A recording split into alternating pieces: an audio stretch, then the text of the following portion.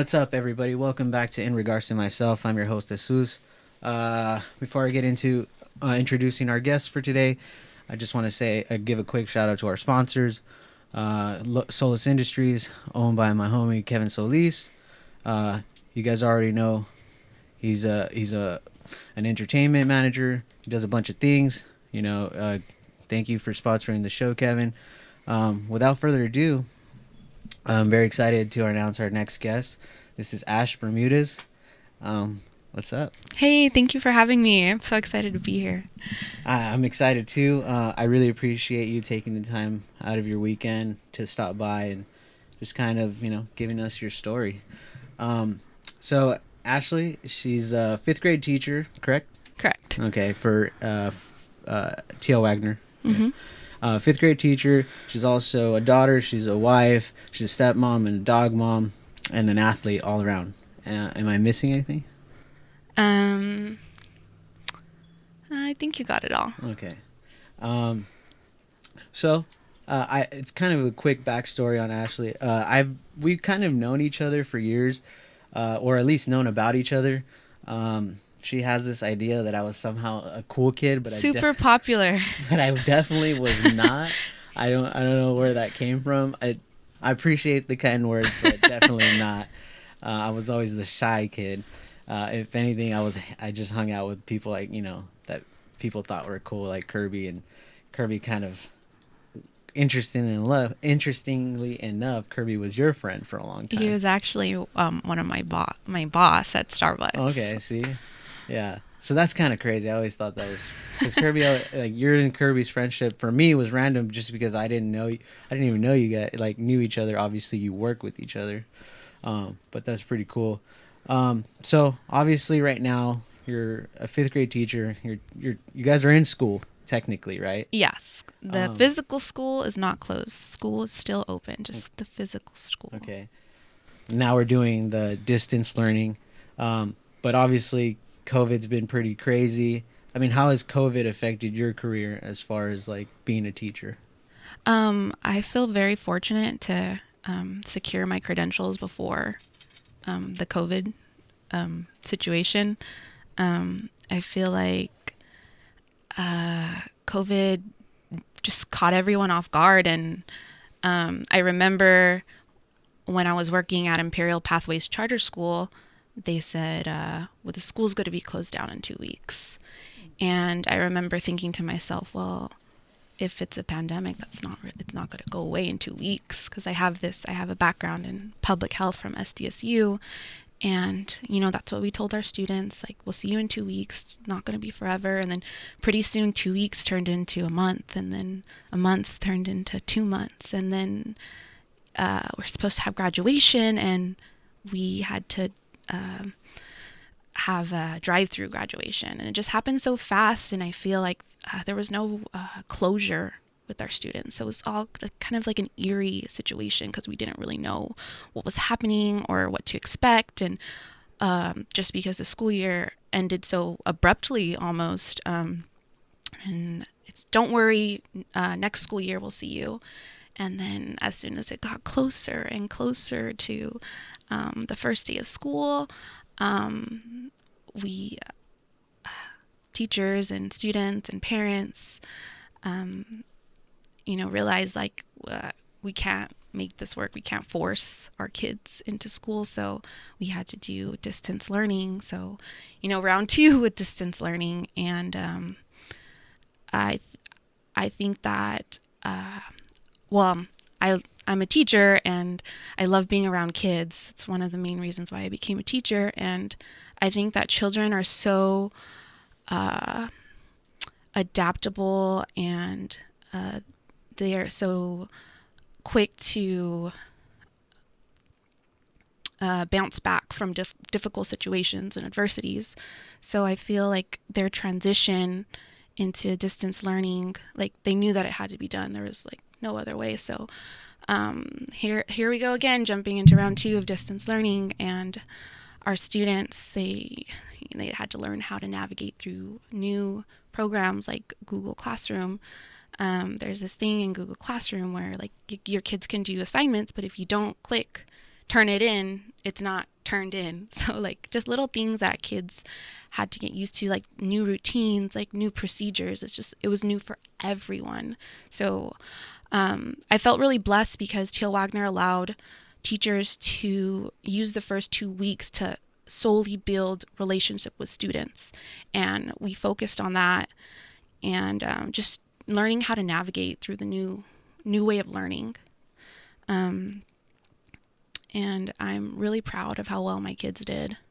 And when you say like that you were able to build like rapport with your students, what kind of training techniques did they try to implement that would actually help you, you know, get to meet that or whatever, you know? You get what I'm asking? Or, Yeah, like how did I build relationships yeah, with the like students? what kind of trainings, like, because I'm kind of interesting, like to me it's kind of interesting, like what kind of trainings they put you guys through, because it's like we've never, like you said, we've never been through anything like this. How do we even come up with some type of training to actually like make it as seamless as possible? Obviously there's going to be hiccups, right? But like trying to make it as seamless as possible. I'm fortunate to have a lot of mentors, savvy veteran teachers who were able to teach me to take what they learned in the classroom and put it through the Google Classroom, our virtual classroom. And I did a lot of surveys with my class, like what do they like about math, what they want to improve in, their goals. I did a lot of like about me's. I did a lot of like I put a lot of questions, true or false, like would you rather. It was just 2 weeks of just getting to know you, building relationships. What do you like? We did like scavenger hunts on Google Classroom. That's always like really fun. So it's like, okay, go get your favorite stuffed animal, and then like they're running through their house, like you see like stuff like flying everywhere, and they're like, Miss Bermudez, my stuffed animal. So then you like see like what the kids like, what they don't like, and you're like, okay, everybody, go find a DVD. They're like, Miss Bermudez, what's a DVD? And then it's like really funny, just like getting to know the kids like that way. And then I have like office hours, so anywhere from like 1:30 to like 2 o'clock, students can just jump on Zoom. It doesn't even have to be academically related. Sometimes kids just want to get on Zoom and talk to me, and I'm there to listen, because a really important aspect of this whole distance learning thing is making sure that they're academically where they need to be, but you also have to make sure that they're emotionally and socially okay, and that teachers like during this time have to be like a beacon of hope for their students. So regardless if Zoom, I had to survive a Zoom global shutdown and a Google shutdown, Google Classroom shutdown. We had a lot of shutdowns. Like even, I guess, towards the T.L. Wagner area, there was a internet shutdown. We had to survive that one too. So we were just thinking of like constantly ways to adapt and figure out different ways to, just keep them busy and keep them learning and keep them engaged. So sometimes you just have to like be on your feet all the time. For sure. And you kind of talked about it at the beginning right now. You said that kids are pretty adaptable, and we've talked about it, me and Carlos, how like this generation, like they're gonna look back on it and it's gonna like, who's to say, right, that we won't go to a future of hybrid learning where some time is spent at school. Hopefully not, because I've always been like an advocate for going to school, and I know a lot of teachers want to get back to school safely, obviously. That's the number one priority, but but I feel like these kids, man, they're resilient. Yeah, they're just like, for them technology is like, it's like second nature. Like for us, we have to do that whole adapting, like, oh shit, like, oh excuse me, like, oh man, like I don't know how to do this. Or somebody who's more tech savvy is teaching a bunch of people, and it's a little bit of a slower process. But for these kids, sometimes it's just like nothing, right? There was times during the first 2 weeks of our distance learning where kids would be like, oh, Miss Bermudez, this is actually how you do it. I'm like, oh, thank you. I'm like, oh, it's frozen. I don't know what to do. Hold on. Let me just figure this out really quick. It's like, Miss Bermudez, just right click. I'm like, okay. they're so smart. Yeah, they're crazy smart right now. So online learning, or at home learning, distance learning, however you want to call it, obviously it doesn't come without its hiccups. You know, you have maybe parents in the background, right? Or just, you know, you just prefer being at home or being at school, you know. So are you a fan? Are you over it? You know, how do you feel? I Um, mean, with just basically, you know. well, of course, all teachers, you know, we want to go back to the classroom, but we need to do what's in the best interest of our students and our teachers. I miss being in the classroom so much, but you know, being on Zoom, I've learned. I'm like so speechless. I've learned so much in such a short time of what like these kids are capable of, what these children are capable of, like what I'm capable of, what you know, what these parents are doing for their kids. You know, parents, grandparents have really stepped up and in helping my students, their kids, in learning, and they're an incredible asset for their child's education. And to have, you know, that support at home, it's great. But there's nothing like, you know, being in the classroom like with your kids and, oh, you got the right answer, candy for you. You know, we all got A's on our test, let's do free PE, you know, like just like little things like that. But I try to implement those types of things in my virtual classroom. Like for instance, last week we were learning about like different types of sentences. So it was like on Zoom there's this like little chat box, and I had them write a declarative sentence, like what does it end with. So like I told everybody, like, everyone put your hands up, hands up, hands up higher. So all the kids like on the Zoom, they're like, I'm like, no cheating. And then I'm like, all right, declarative sentence, go. And they're like typing a declarative sentence. And then I'm like, oh, so-and-so is a winner, you get 2 points, you know. Like I still got to find ways to like make it fun. Right. And like keep them like, oh, like what is she going to do next, you know? There's like, what else do I do? Oh, so like, you know, I see it too when the kids are like, like on Zoom, like you see their tired faces. I'm like, okay, everyone get up. All right, guys, let's jump back and forth. Like, let's get our blood flowing. Let's like get our body moving. Like you have to do stuff like that to keep them engaged. And, what else have we done? Oh, we do like these Black Panther workouts. So, like they have to jump up and like do like scratches and crawls and like Wakanda forever, and I make them shout out, and it's just like it's fun, and it's like gets them like a different perspective, I guess, on distance learning, how it's not all like just like staring at the screen. Like I want them to feel like as if they were in a classroom almost. So that's why I make them like jump up and do silly things. I'm like, okay, everyone touch your nose. And then like, okay, what is 12 times 12? And they're like, okay, write it down in the chat box, go. And they're just like little things, you know, because I want my virtual classroom to be something like where they can have dinner with their family later that night and be like, oh my gosh, Mom, guess what happened in class today? Like Miss Bermudez is so silly. She made us blah, blah, blah do this. Or like we learned blah, blah, blah, you know? No, we like legit, we were just having this conversation about like it having a good teacher, it makes a big difference from having just like a teacher, you know, because like if you have a good teacher that keeps you interested, yeah, it's gonna make the kids be able to sit there. Like he was saying, oh, you know what, I can sit and watch a YouTube video on a tutorial for an hour, but if you tell me to sit in a Zoom, it's a little bit harder, right? Because like you said, in the Zoom part, the teacher's voice is monotone. Maybe they're just like, okay, so this is how you do this and this, and they're just reading off like the slides, and it's like, it really does make a big difference having, you know, a teacher who cares, obviously, who cares enough to like get that student involved, and like you said, you know, kind of touching back, sometimes you're their hope, right? For a lot of these students, sometimes going to school was an escape from a potentially, you know, messed up situation at home, you know, and then that's the crazy part too, right? Like this is where they can escape for a little bit, you know. So I mean, that's pretty cool, and like I commend you for that. I think that's having that kind of energy all the time, though. That's, I don't know, it's hard for me. Yeah, in the morning for my Zoom, I'm always like, I got my coffee, guys, show me your coffees. And they have like their orange juice, and we're like, cheers, like let's get the day started. So it's like really fun to like, I don't know, I love being around kids. Like I just feel like I have the greatest job in the world, and sometimes I'm like, wow, I get paid for this. Like, it's so awesome. So your dad's a teacher.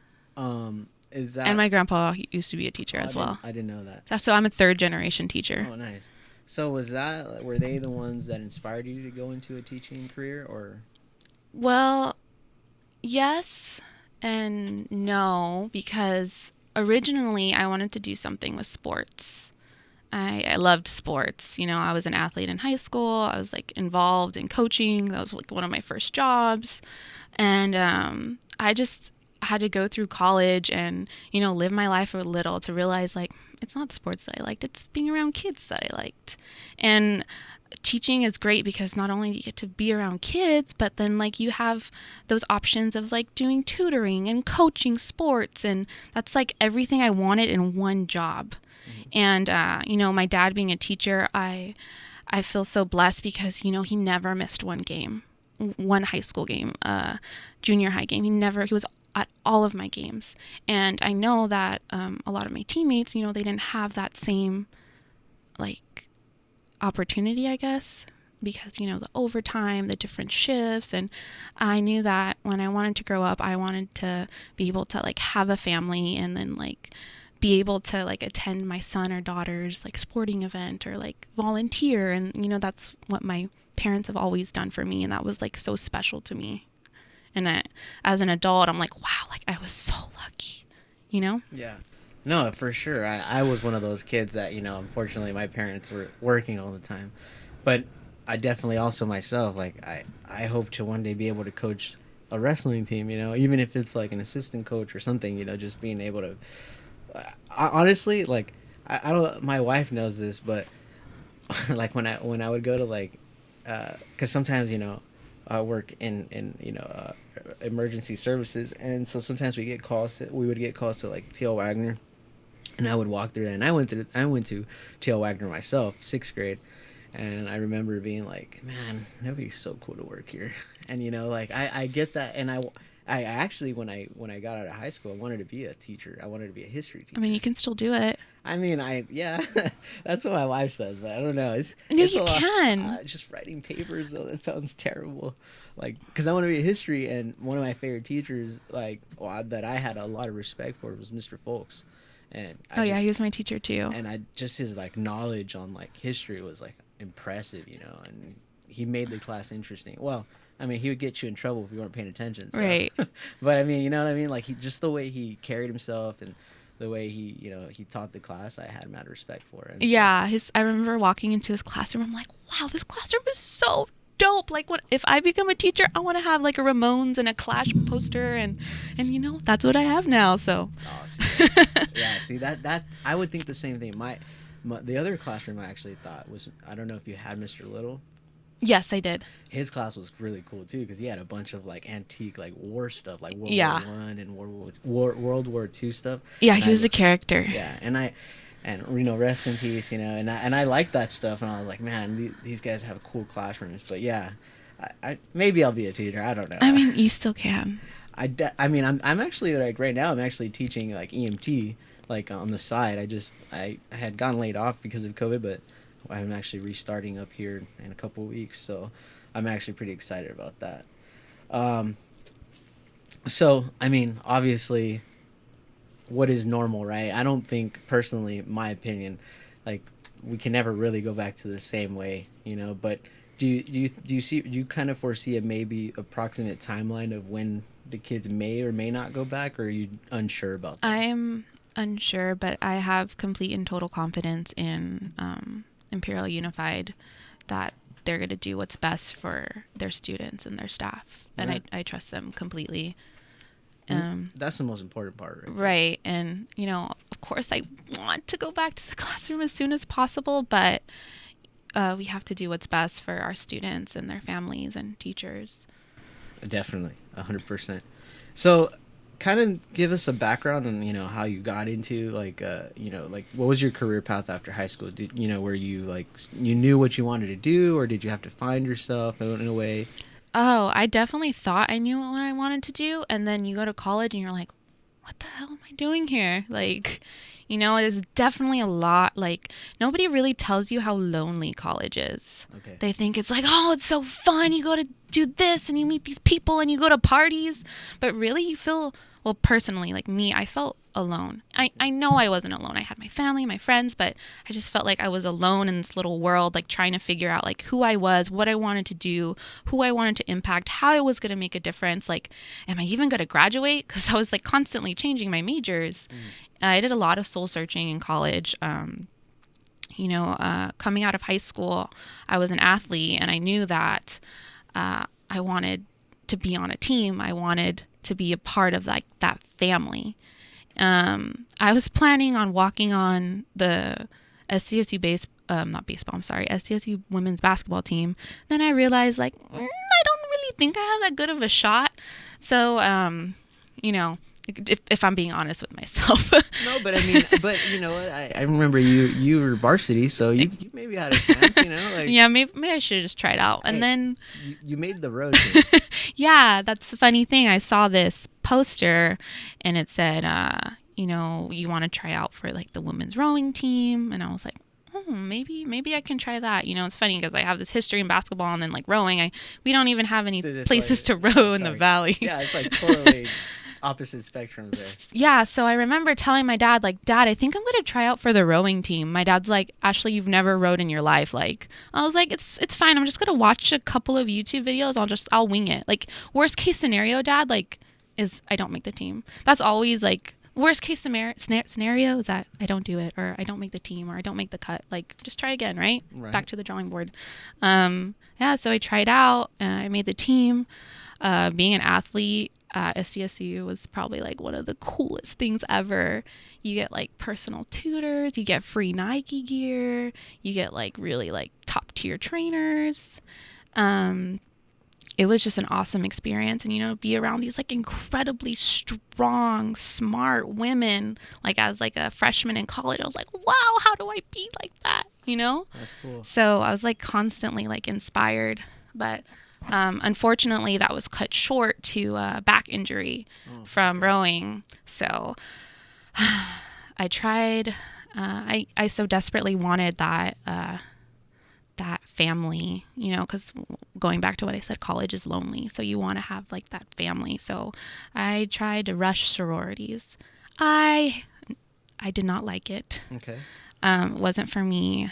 I felt like I was alone again. And then I was walking to Starbucks and I see this boxing gym.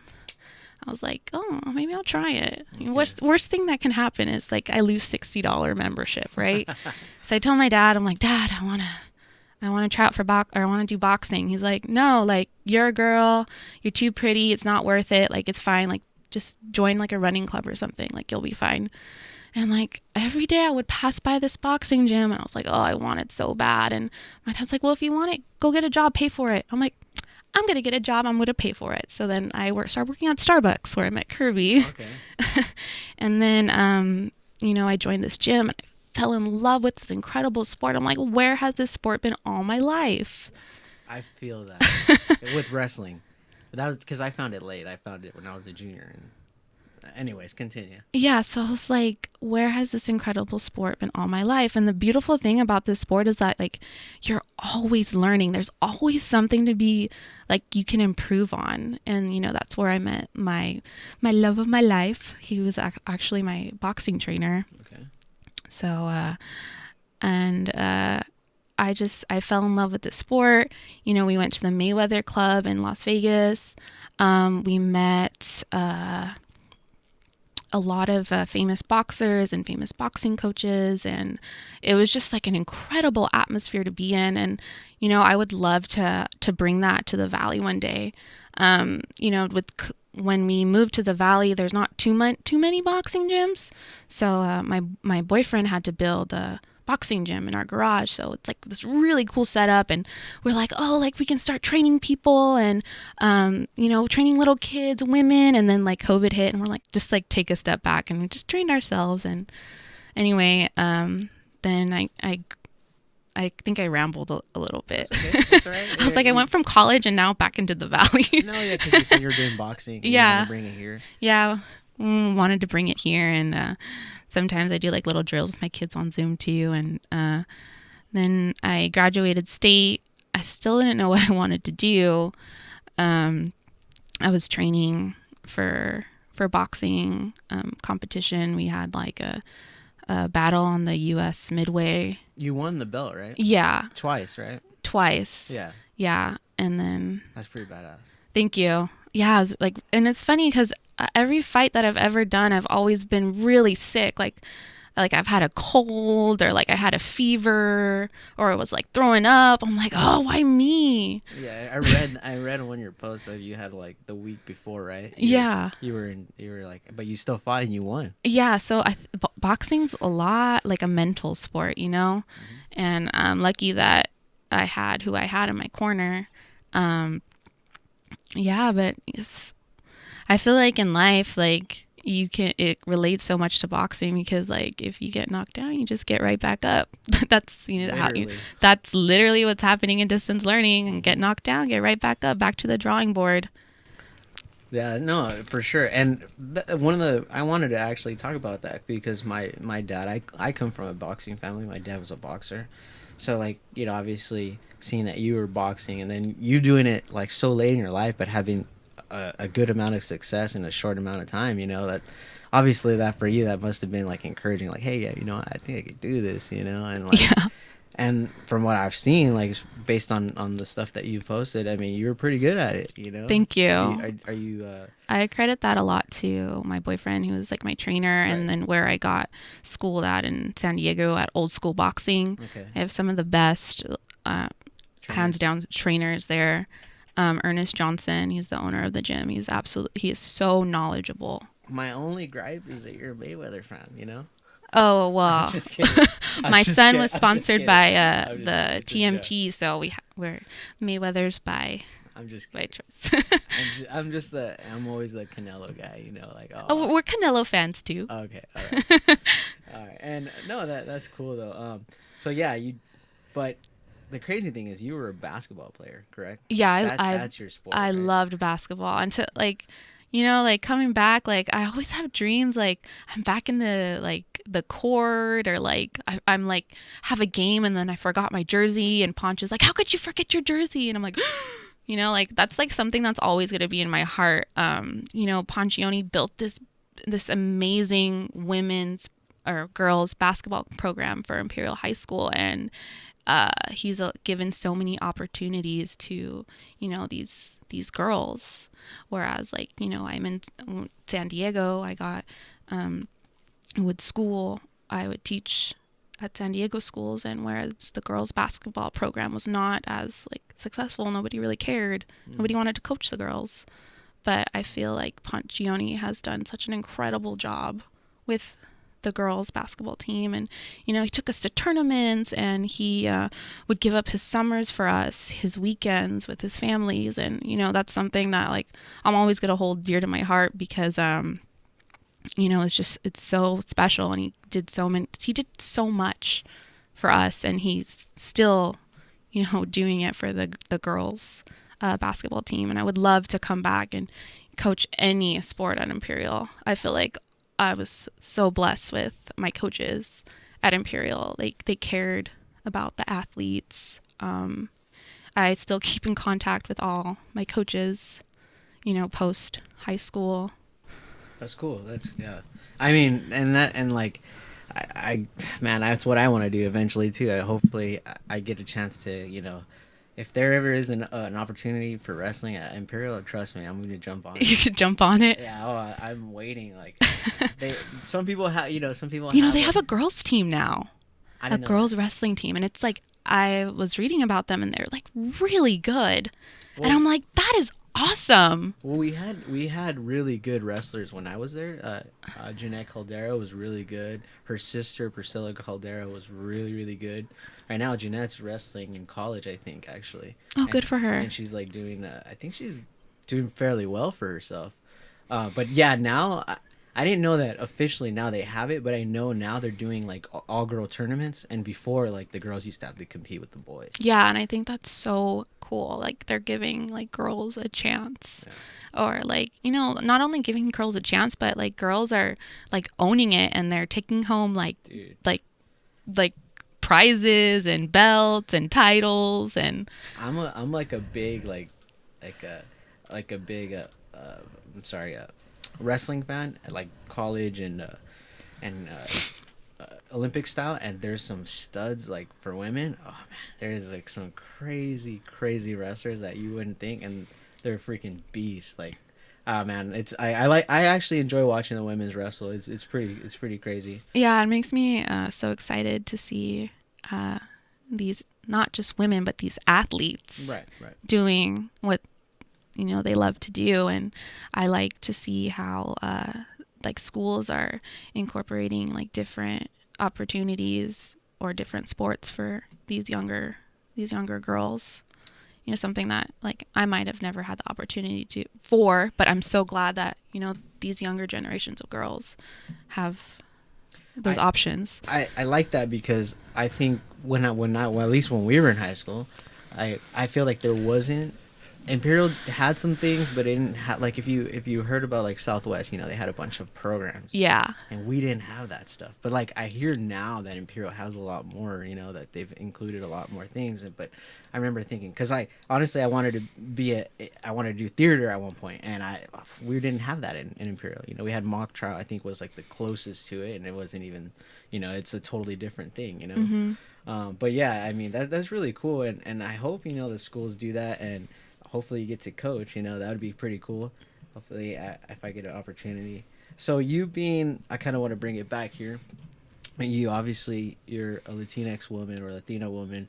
And you're younger. Have you ever been seen as a threat? Going into your field, especially like somebody who's been there for a while, maybe feeling like, oh man, this girl's here to take my job. Have you ever experienced? No, like but it's like funny because when I was at the dorms, my roommates were like, "Oh, you're a Latina princess. Like, you're so Mexican."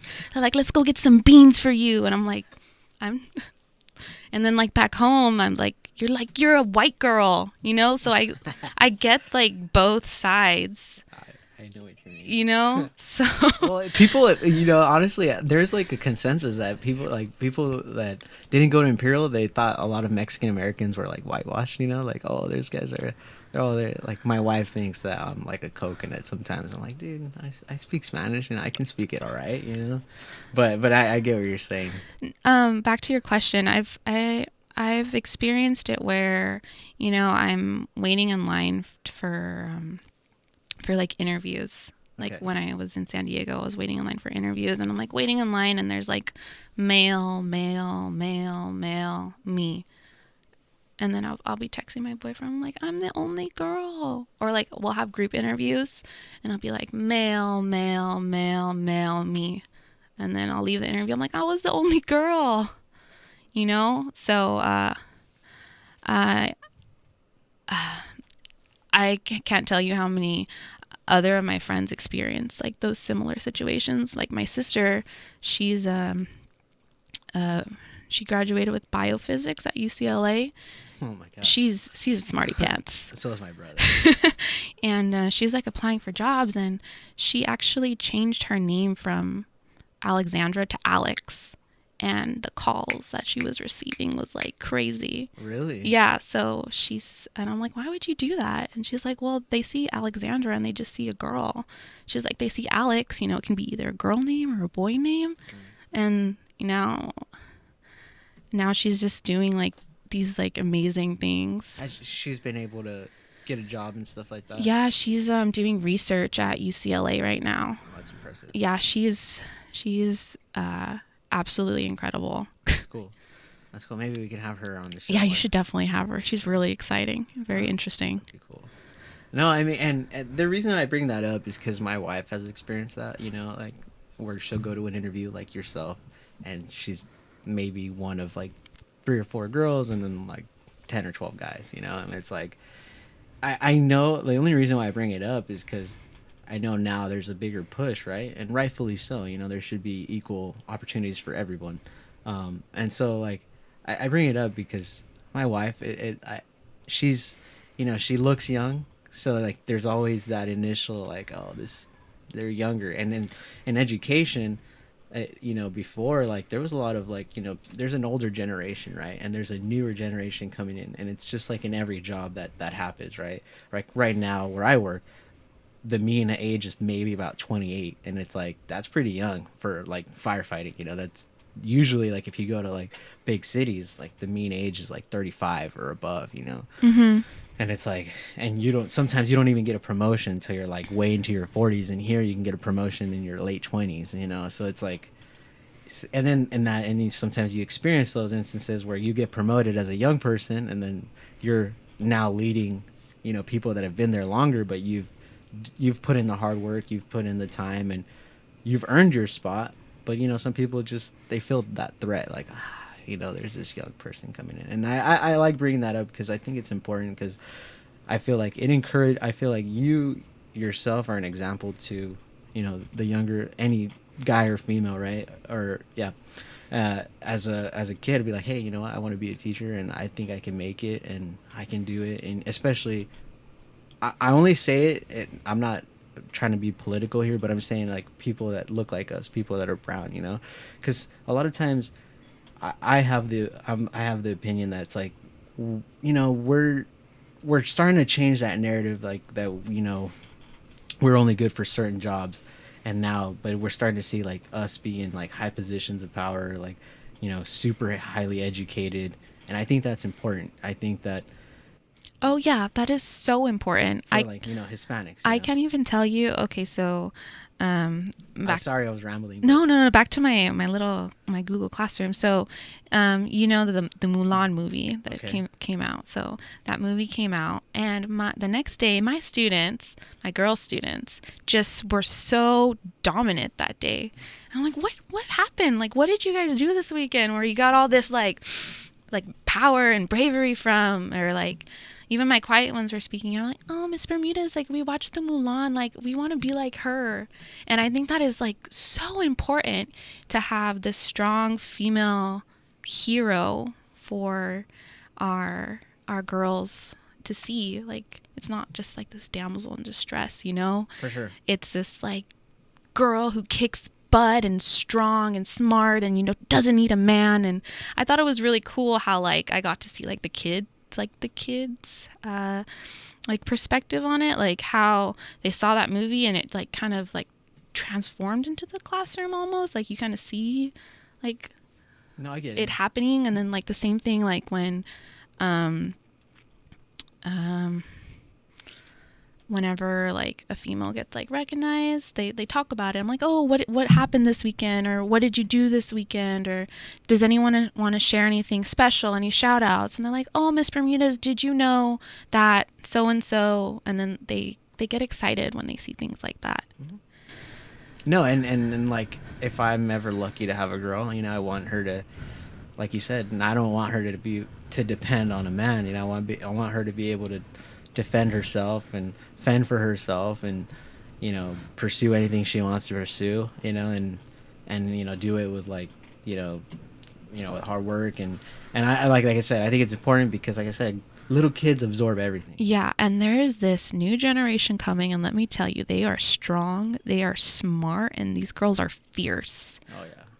Like, yeah, I'm excited it's crazy when these girls grow up, because they're gonna do some pretty darn amazing things. And it really is crazy. Like that generation is different, because we are always talking about it. Just 10 years ago, things were way different than they are right now. Like just from graduating, like I'm like, damn, dude, like certain things that weren't allowed back then are allowed now. Like what the heck? Yeah, I don't know. But I mean, you've done boxing. You've trained in Brazilian Jiu-Jitsu for a little bit. You said you want to get back to it, but it was cut short. You've ran, right? You do a lot of marathons. Yeah, I do a lot of running. I don't know how you guys think that's fun. I did cross country for 1 year, and oh my god, it was cross country and like track were like probably like some of them like where I have like my funniest memories. I had a lot of funny characters on those teams, like Like Seth is Oh my hilarious. gosh. Marcellus. Like you had all the funny And kids Seth on was one. fast, huh? Yeah, super fast. You had all the funniest kids in the school on one team.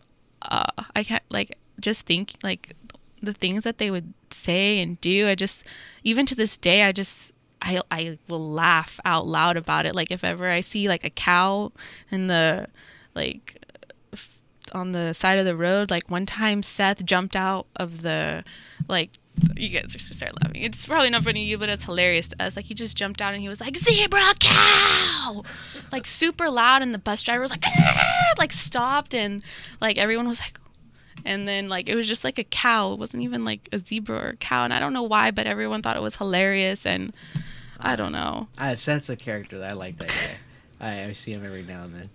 Um, so obviously you're a teacher, right? But are there any other personal goals you have in mind? Do you see yourself moving up the chain, like maybe possibly principal, counselor, board of education? Oh, that's a really good question. Well, I think right now, like my job is to be the best teacher I can be, and I'm just gonna absorb and learn from my mentors, take as much as I can from like my administrators. Right now I'm doing like my master's program, and my mentor is my principal, so I'm learning a lot from her. My teachers, I'm in the induction program year 2, so one more year and then I finally cleared my credentials. So right now I'm just like a sponge. I'm just absorbing as much as I can, but I definitely do see myself like working my way up someday. But right now my job is to be the best teacher, online teacher I can be. And that's what like I'm gonna focus on. That's cool. So, new question. So obviously you're officially not married, but you do live with your boyfriend and his son, and you call him your son. You openly call yourself his mom or second mom. Why have you been so willing to put yourself in that role? Well, like I said earlier, before I met my boyfriend at the gym, and when I first saw him, I was like, "Oh my God, like he is such a good big brother. Like he's the best big brother. Like how cute."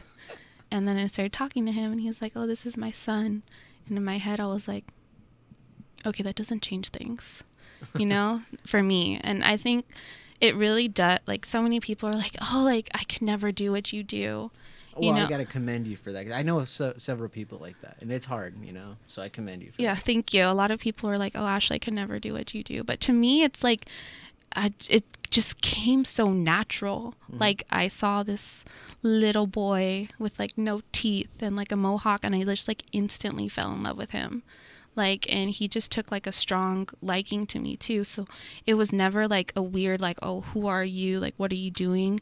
Like he always welcomed me with like open arms and was like so loving. And my boyfriend's family was just they made me feel like so special and like so a part of their family. And I think that's why like everything like worked out the way that it did, is because like Junior is this like amazing little boy, and I'm the lucky one to be a part of his life. He's a talented athlete, right? So talented, so smart.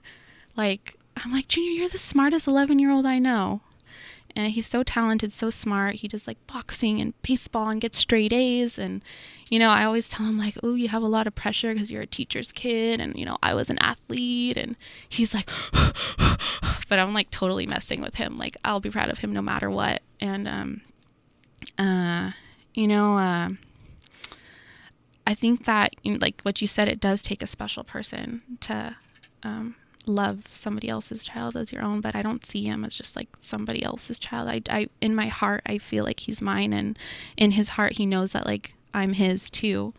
And it really does take a person with like a huge heart to do what I do, I feel like, because for some people it's not easy, but to me it comes so easy. It's like natural. Like it was so weird because he's not like my birth son, but he's like my son. And like when I started like raising him and feeding him and taking to school and then juggling my classes to make sure that they fit around his school schedule and baseball schedule, I started like instantly getting these like motherly instincts that I never had before. Like if something was wrong with Junior, I would like get this like little like weird feeling like, "Oh my God, like something's wrong with Junior. Like we need to go home. Like there's something wrong." Or like there was a time where he's like, oh, I don't know where this is. I'm like, oh, it's in the cabinet, like to the left. Pick up the blue sponge, and then it's right behind like the marble. Like, how would I know that? Like, right? But it's just like a mom thing.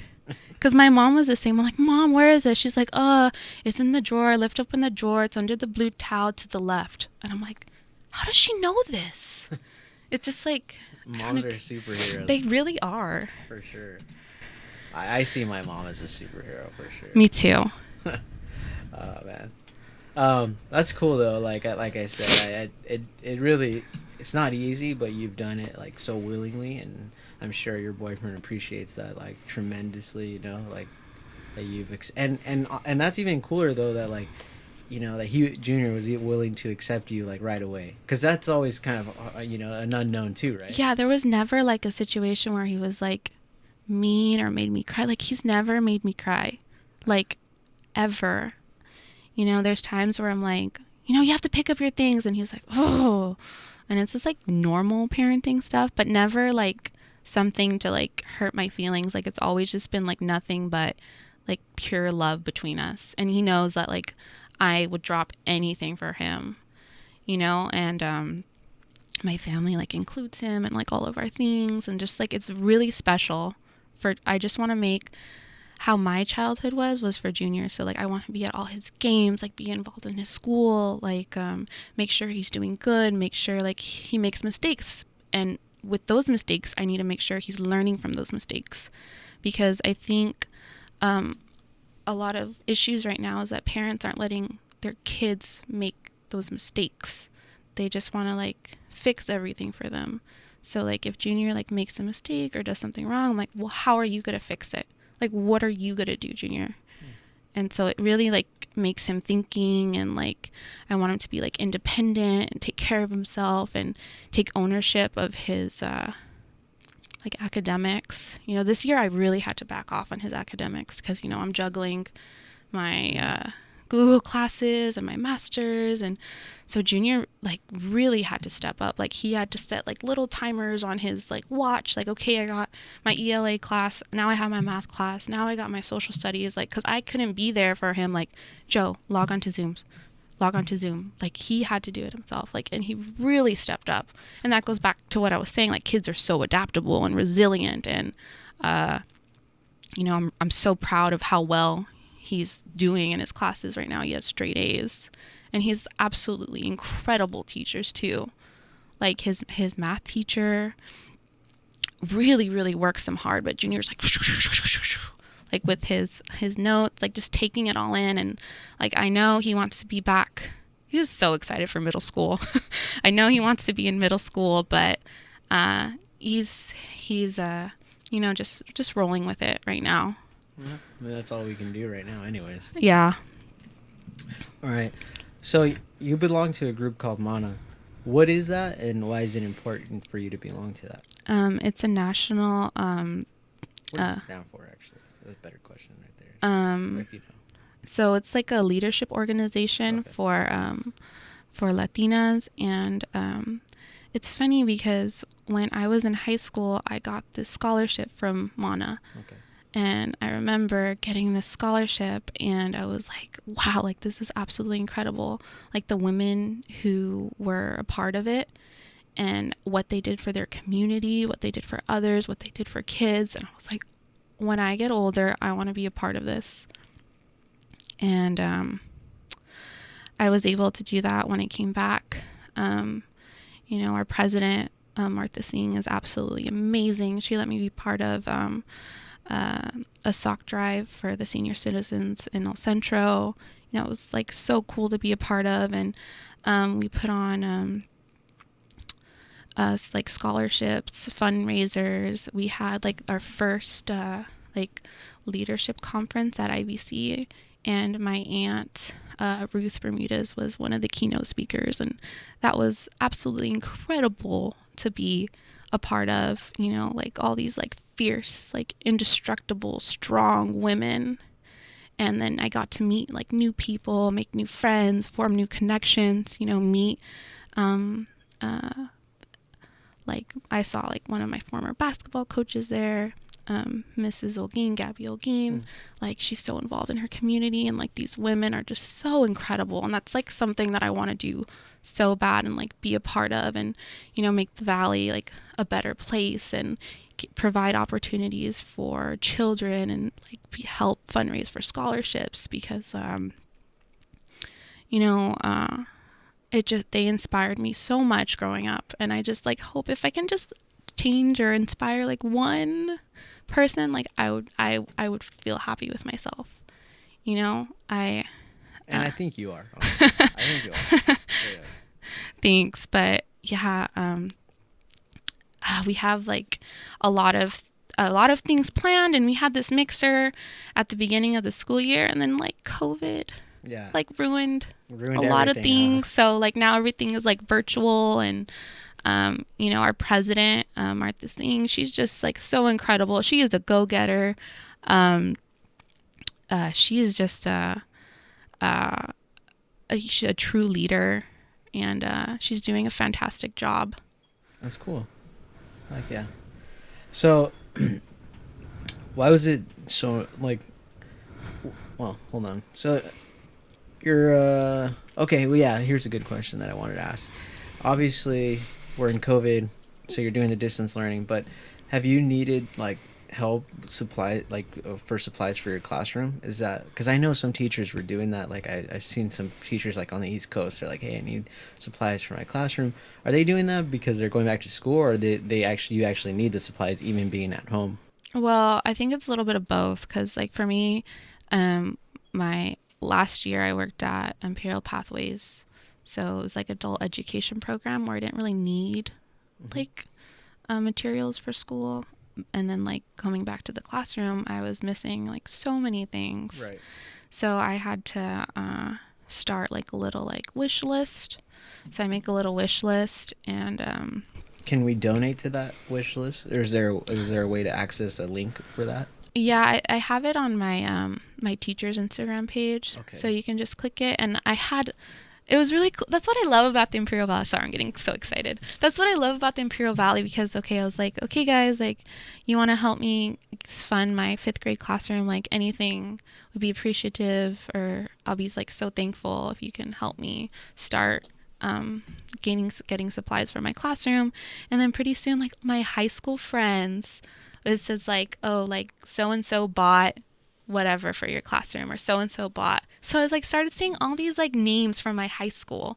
Nice. And like people from my basketball team, people from my track team, people from my math class, like my college roommates. Like that's one of the things that I love about the Valley, is because we come together when we need it the most. And so I had people buy like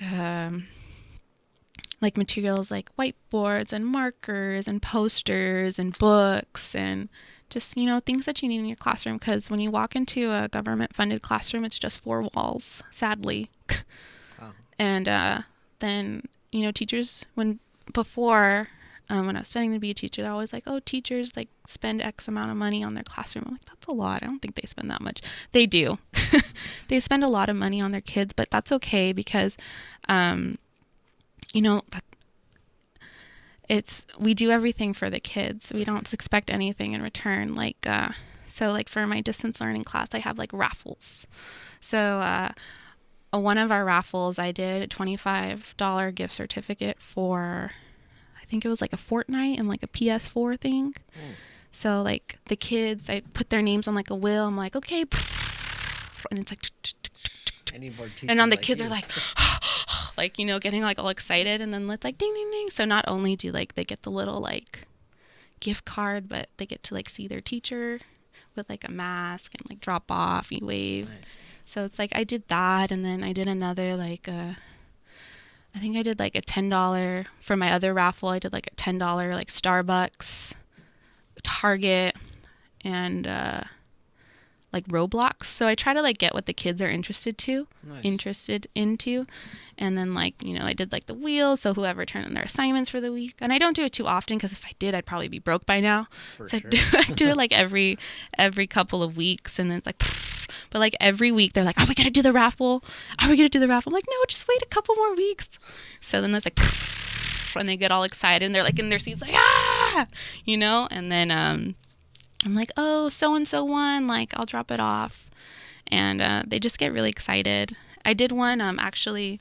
I did 4 raffles for the end of the quarter. So I made like little like goodie bags and I put like candy, and like the kids, we always have this like big debate, Takis or hot Cheetos, right? Okay. So like the kids, like they get into it like Takis are better because blah, blah, blah. I will have to disagree because blah, blah, blah. You know, you have to have their like academic vocabulary in there. So then like we did like Takis and then like just candy. And then like right now what's really in like with the girls are like scrunchies. Okay. So like I put like scrunchies and like I just made it like a cute little like goodie bag, like nothing special, and like a little gift card. And I know it's like it maybe not like really huge, but I know that like it's like something to show that like you know I can't be there for you, Right.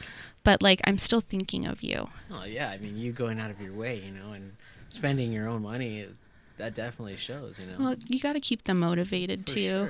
Sure. But it's really fun to see like their faces, like as the wheels going, they're like. And it's cool because like, you know, hearing you speak, you can tell how passionate you are about what you're doing, and like that's how, you know, when you do a job, that's how you have to be. You know, you have to be passionate about it to be good at it, and if you're trying to be good at it, you know, and you are, you know, so that's cool.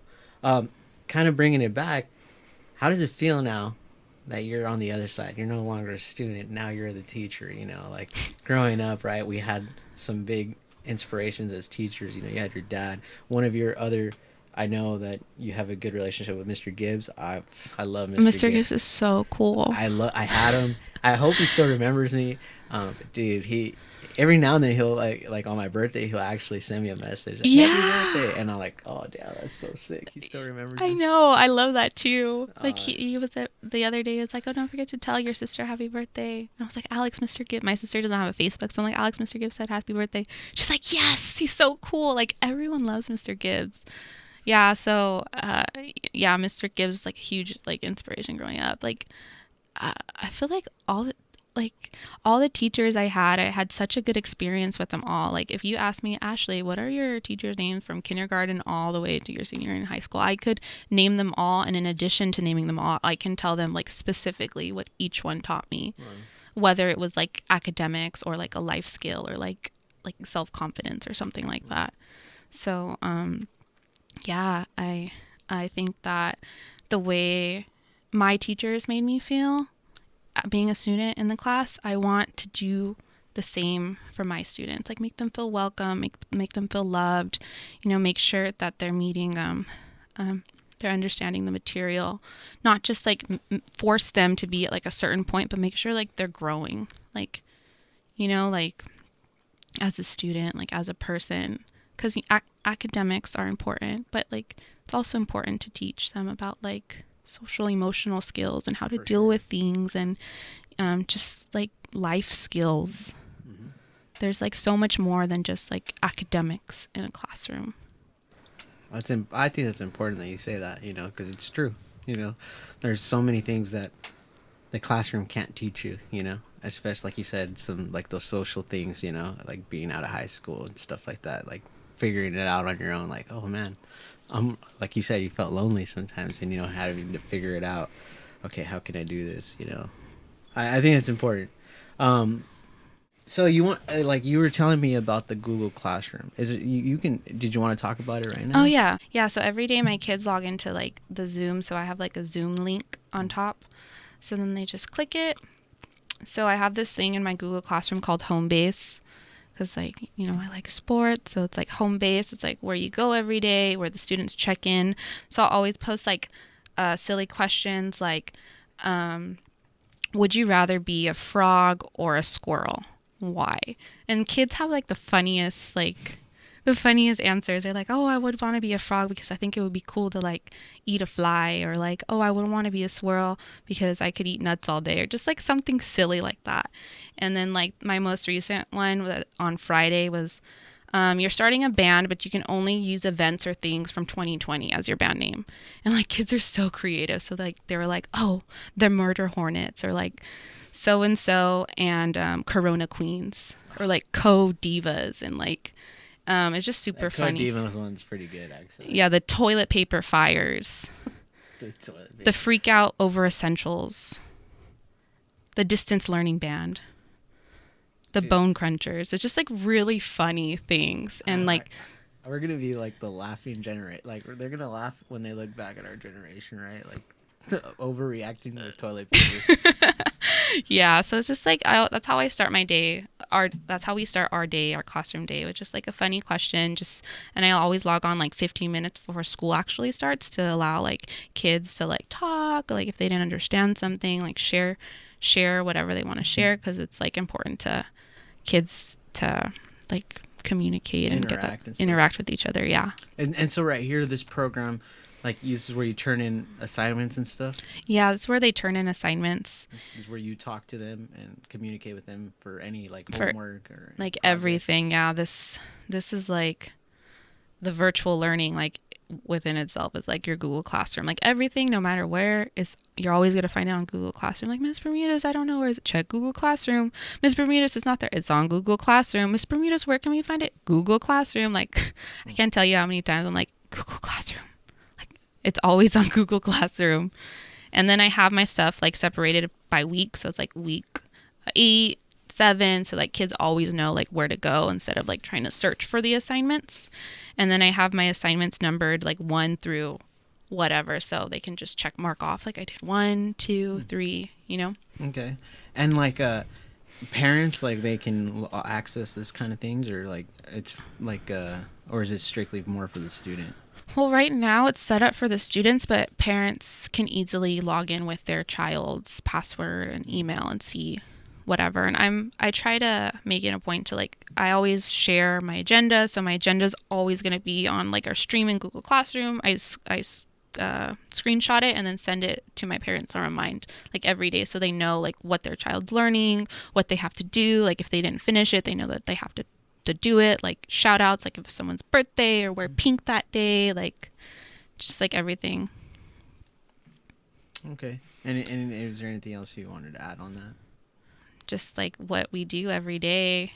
I mean, our first quarter is down now. We got to start up like a second quarter, so the kids should already be used to it by now. Like deadlines are going to be a little bit stricter. The work's going to be like a little bit harder, but not like overwhelmingly hard. You know. So this was like a trial period. Yeah, this is definitely a trial and error period. But you know, I'm so proud of how well my kids have like adapted and grown and like became more responsible. And they have to work with like their time management skills, because I have like at 1:00 they leave, they have lunch for an hour, then they have to come back at 12. So like they have to be in charge of like that time too. So okay, they're like definitely learning skills. All right. Well, Ashley, I really want to thank you for taking time out of your weekend to stop by. I hope you enjoyed the experience. Yeah, it was really fun. Thank you. Thank you. Again, so you're just really quick, so that way we can tag it on our when we post a video. We can look at your Instagram teacher page, which is Miss B Teaches, right? Correct? Yes. Okay. And right there we can access your Amazon link in case we want to donate to you. Yeah. For your classroom. Yeah, thank you. I appreciate that. No, for sure. Like, and I want to, and I will. So I just wanted to talk about it. So, thank you. Is there anything else you want to say before we, sign off here? I just want to say, right now, I think teachers are doing an incredible job despite like the circumstances, and that, we're all kind of feeling like uncertain and, not knowing what to do. But I think that, like I said before, teachers are that beacon of hope for their students. And as long as like you're positive and, your kids see you, in like that positive light, like just know that like your kids appreciate that like more than because they're scared too. Nobody really knows like what's happening. But I give a shout out to teachers, parents, admin, teachers, kids, students. I applaud them all. Grandparents who are navigating through distance learning. Like we're really all in this together. You kind of have to be, to make it work, or else it's not going to work. But Oh yeah, I know.